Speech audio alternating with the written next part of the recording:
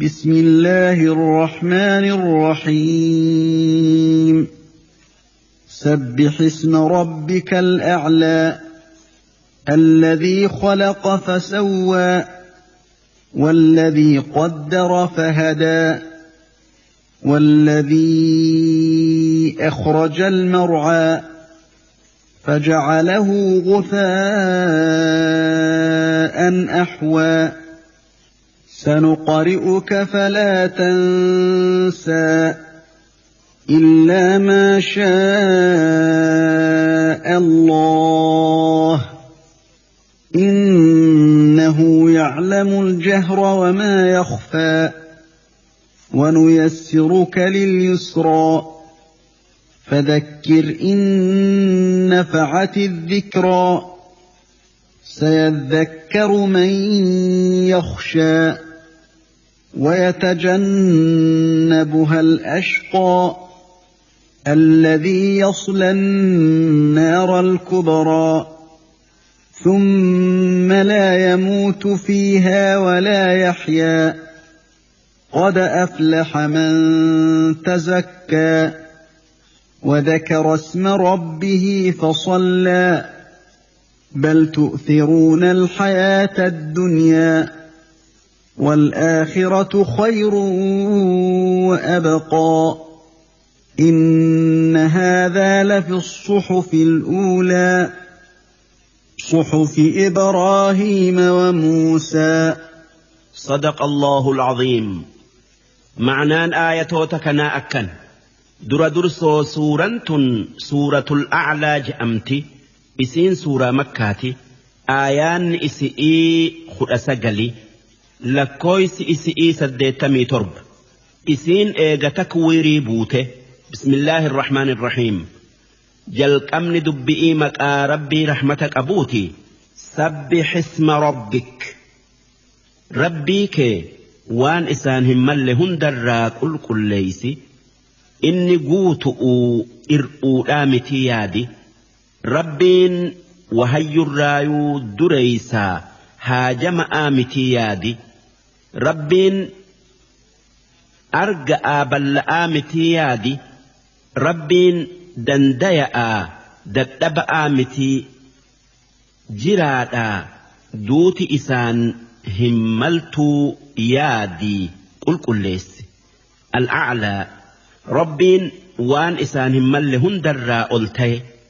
inni du'eeti galeen isaan hin maltu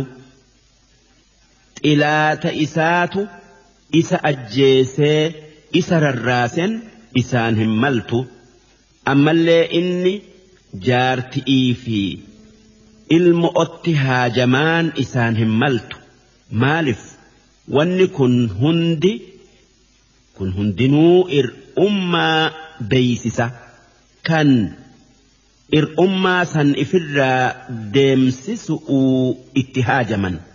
ammoo rabbiin tokkichan haajamne kan gargaarsifanne waan san hundaa ol alladhii khalaqa rabbiin kan waa hunda uume fasawwaa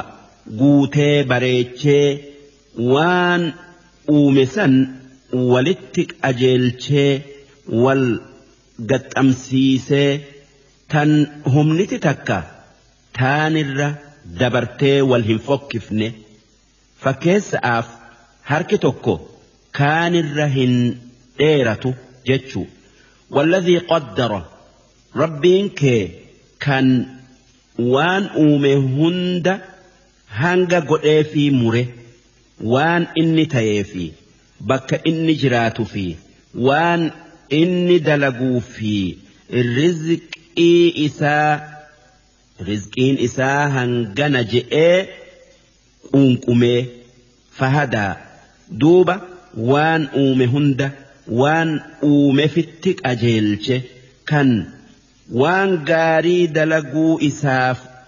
uume waan gaarii sanitti qajeelche kan sharrii takka hamtuu dalagu uume sharri itti qajeelchee shimbirroo rizqii isi'ii uumetti qajeelchee ilmoo horii takka waan biraa akka itti waa nyaattu kanniisa akka itti waa jaaru muka akka itti mayruu fi gara mayru beeysisee waa hunda karaa uume fitti qajeelche. والذي أخرج المرعى ربين كان مير هورين إيد في وان برل مقرسي فجعله غثاء إيد مير جيد آتوري قويسي أبسي هوششميسي أحوى قراتشمسي هال إسا جرجيري أكبرا قده سنقرئك ربين أدو قرآنهم بوسن بمحمدين أكجئ قرآن سرت بوفن سكراس سؤوتين بيخي جئين جنان نبي محمد وان ربين إسك أراس سئران فتو إفصداته يادوي هقاسا ربين هن صدات فلا تنسى وان نتسك أراسف نوهن إرام فتو جئ صداء الراديمسس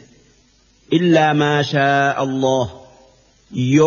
والربين أتي وان سن إرام فتو فئتات ملي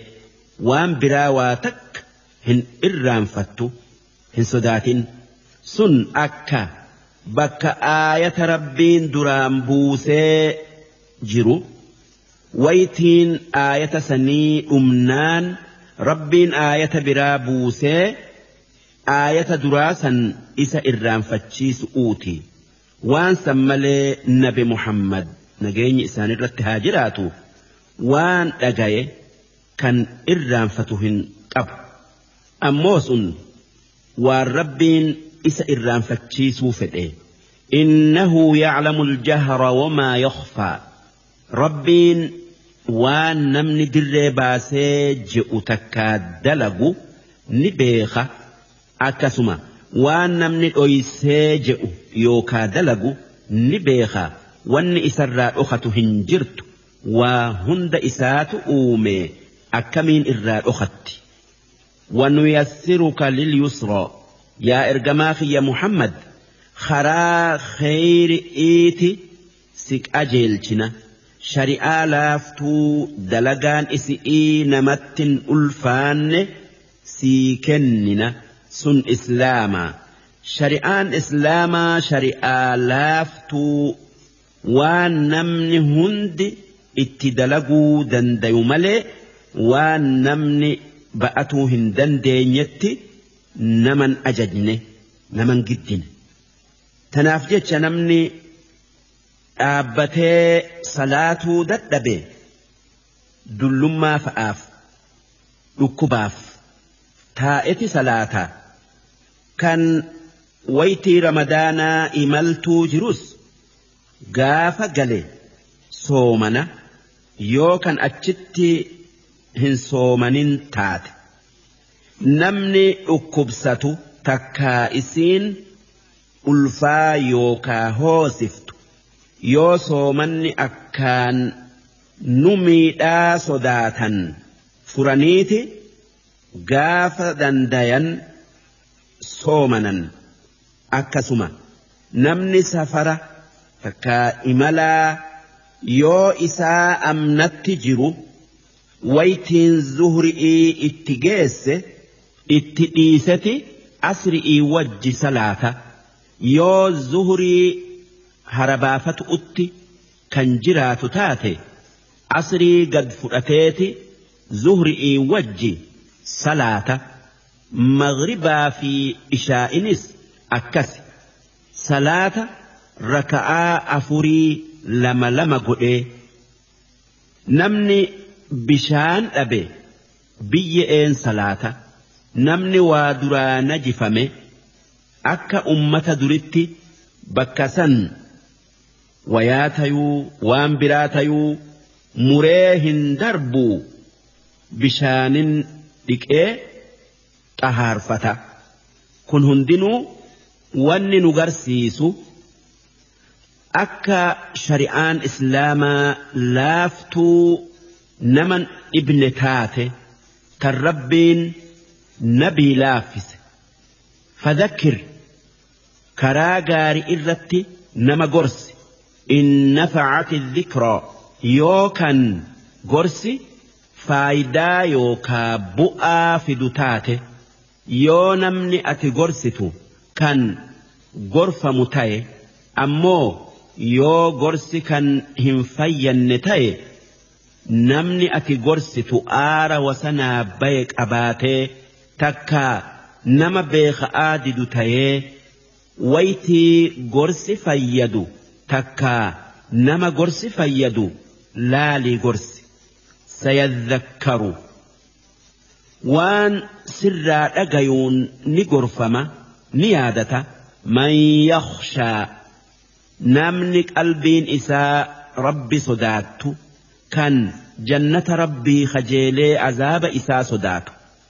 wayatajannabuhaa gorsa hin qeebaluu irraa fagaata al-ashqaa namni qalbiin isaa goggoyde sun kaafira alladhii yasla an-naara al-kubraa kan ibidda azaabaa kan irra gudda'aa seenu'uu taa'u ibiddi guddaan ibidda aakhiraati ammoo xiqqaan ibidda addunyaati thumma laa yamuutu fiihaa duuba kaafirri hoggaa ibidda aakhiraa seenee gubate gubatiinsa saniin du'ee laala'arraa haran baafatu walaa yahyaa ammallee jiruu isa fayyaddu hin jiraatu maalif jiruun isaa jiruu laalaa itti idaatu duuba jiruun akkanaa jiruu hin je'amtu tanaaf rabbiin hin du'uu hin jiraatu je'e qad aflaha dhugumaan milkaaye man tazakkaa namni amanee kufri irraa if qulqulleeyse akkasuma amala hamaa hundarraa if eegee if xahaarse وذكر اسم ربه فصلى مكا ربي أي الله أكبر جئ صلاة شنن صلاته لقمان ملكاي نمني ربتي أمني هالها ما هندر هالها ما هند ديسي هال غاريك أبتي صلاة شنن صلاته إني نما آخرا مرتأتي الدنيا آخرا ملكاي أمو نمني ربتي أمنو ديدي حالها ما قبتي والربين اتي أجج ديسي نما الدنيا مرتأتي إني الدنيا آخرا خسارم تكابد بل تؤثرون الحياة الدنيا إسن يا ور ربتي بليسه آخرات إفتنيتي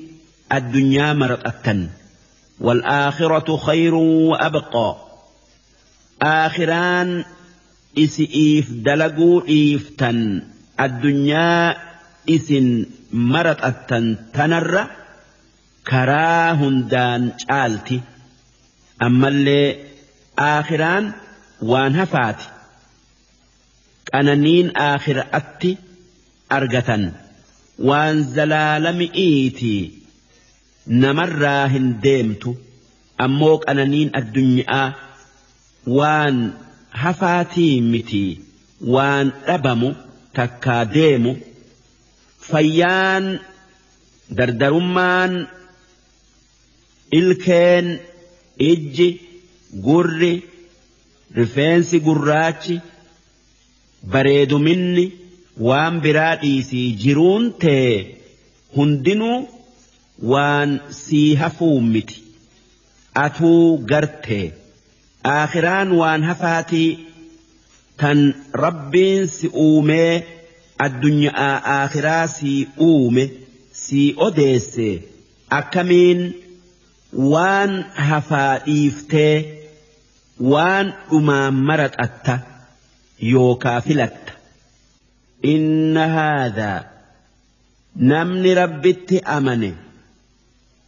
kan waan hamtu irraa if qulqulleeyse milkaayun aakhiraan addunyaa irra caalun lafi suhufi al-uulaa kitaabban qur'aana dura buufame keessatti dubbannee jirra kitaabban keessatti dubbanne sun suhufi Ibraahiima kitaaba xixiqqaa kan ergamaa keenya Ibraahiim irratti buufne fi wa Muusaa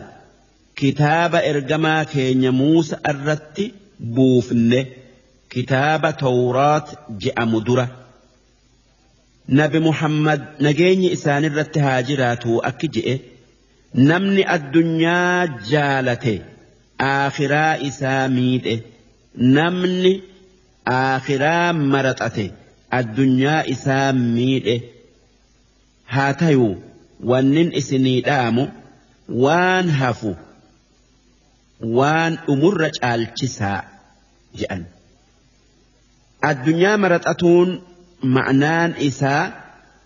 rabbitti kafaru tanaaf jecha namni dhuga'aan rabbitti amane kan dalagatee horii waan gaari'iin dalagu argate nama amane kan horiin qabnerra caala yoo mu'mintichi horiin qabne sun takkaasan wanni addunyaa dalagatuu isa dhoowwitu itti jiraatte malee darsiin 398 hangana